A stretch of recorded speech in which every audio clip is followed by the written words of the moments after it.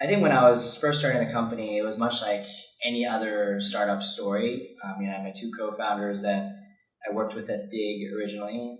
We came together, unified by this idea. We were super excited, and then we hit the ground running in October of 2010. So the initial stages were clamoring to get customers, validating our first product. I had mocked up a few initial versions of what I thought a reward would look like, and then kind of handed it off to my co-founder to try to make it into reality. So, it was like every other story. So I think what really did it, and in retrospect, this kind of makes sense, is the idea was so deceptively simple to understand, but incredibly logistically complicated to create. And the simplicity of it was, okay, you get rewarded by playing a game on your phone with something real. It just feels good. It just makes sense to people. To make it actually happen in real life, it's pretty hard because you have to figure out how to get the redemption going. You have to figure out how to distribute it to potentially a group of people. So I think because it was easy to understand, a lot of people in the beginning wanted to support it. And that's how we ended up bringing in investors, first customers, and our first employees.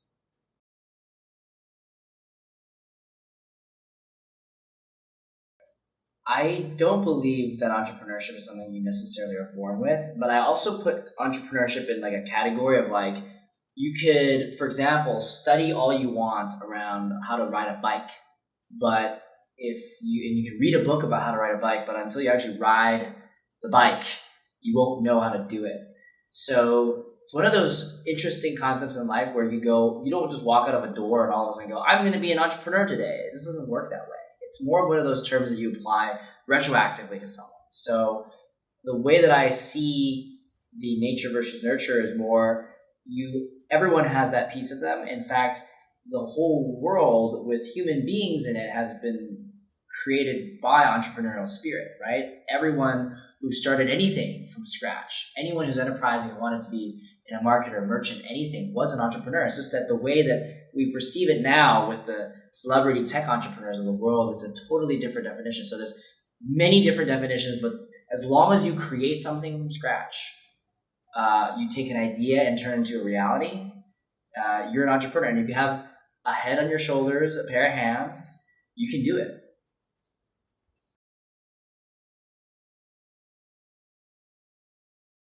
So the tech entrepreneurship in general in the next 3 to 5 years will change drastically. You just don't know how it's going to change. I just know it will change. There are things like behaviors that are being sort of fostered with new software. For example, Snapchat being able to tap into how people want to be more ephemeral and more instant in nature. This most recent app that went viral called Meerkat. There's different, again, software that's going to help perpetuate certain behaviors. An example of this 5 years ago was with Twitter, right? Twitter was a new software that helped people perpetuate short form communication. So again, you just don't know what behaviors are going to emerge, but what you need to do is be able to see the natural patterns that people are wanting to do. If you think about it, between Twitter and for example, Snapchat, those are not tools that are changing your behavior. It's more augmenting what you're already doing. So in real life, when I talk to someone, there's no transcript, right? So that's why we enjoy using something like Snapchat, because it's mimicking real life. So the way you'll see certain things that succeed is more like software that helps existing behaviors and augment them. Now, one more thing about the Southeast Asian region in general is that people are forgetting that the diversity of cultures is not a limiter of growth. It's actually more of like a potential enabler by allowing you to test different things multiple times, because you have one idea you test amongst 10 or 12 different countries, which is amazing, right? And the size is relative. Indonesia is the third biggest population in Asia. People forget that, right? It's always like China and India always take up all the mind space, but Indonesia is actually really, really big. And even we look at the traffic from that region and are surprised by the exponential growth because of the way that people are adopting devices there. So for example, the first device that someone's now buying is not, a PC with a wire in it. It's a 3G or a 4G connected tablet or smartphone, which means that the new generation of people don't actually know of a world that's offline. Every time they have a device, they're online. So that changes, again, behavior, and it helps, again, augment existing behavior as well.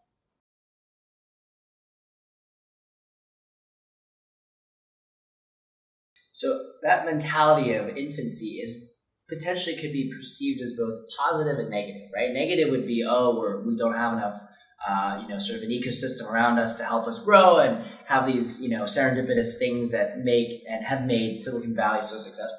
But I also grew up in a region of the world that also has a similar perception of its stage of growth and in the startup ecosystem, and that's Vancouver. Vancouver, again, only recently had a big win, which was this company called Hootsuite, which is now worth more than $1 billion and has created a lot of activity in the ecosystem. So sometimes it only takes just one, right? And it's not looking for that one. It's always building and building and building, and things eventually grow, right?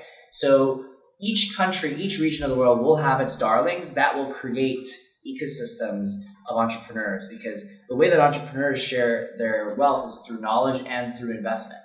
And that's just how we're bred. And I think that will continue. And it doesn't need to be at the level of Silicon Valley. Everyone tries to compare themselves, but try to be yourself, right? And the similar quote that goes for you being you. So there's a quote, someone said, try to be yourself because everyone else is taken. Same thing goes with your country, right? You have your own strengths.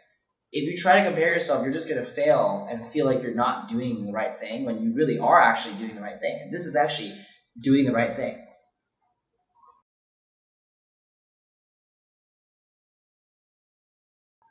I think social entrepreneurship is a concept that's evolving immensely, right? You've got social enterprises, you've got companies that actually make money and also help add value. So, for example, companies in the States, like Tom's Shoes, the One for One movement. I mean, they're very, Warby Parker, they're again, classic examples of this.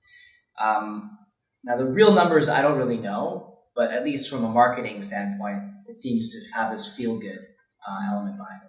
So the one thing I'll just precaution everyone is that to help have a truly sustainable social enterprise is not exactly something that's been done at a massive scale to date. Like, you haven't seen multi-billion-dollar companies emerge with that model. You can tack on social elements to an existing company, but from birth, it being like a Tom's and going to multi-billion-dollar company has not necessarily been at the forefront just yet. So I think it's something that you usually should do later on, and just as a personal opinion, because the last thing you want to do is be giving away before you even make your existing company profitable.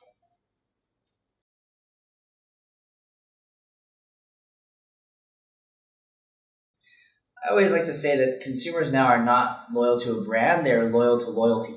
So the idea is being able to show them that you actually care and do it in ways that are different than how it's been done in the past.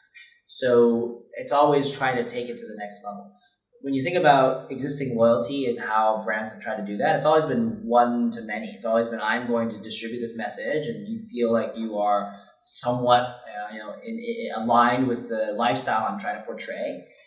But that doesn't work anymore. And in many ways, the essence of Keep is about trying to change that model, which is, how do you use serendipity? How do you use delight? How do you use something that a consumer least expects you to do to make them feel good in the moment, especially when they're doing something that they're already doing, right? And so that type of dynamic is what will help brands build themselves in the future. It's not about, I'm going to decide what I'm going to be as a brand and then everyone has to follow it. It's now, I'm going to align to what you're doing already. And that's the way the behaviors, again, are helping change how brands build a bigger following from now and into the future.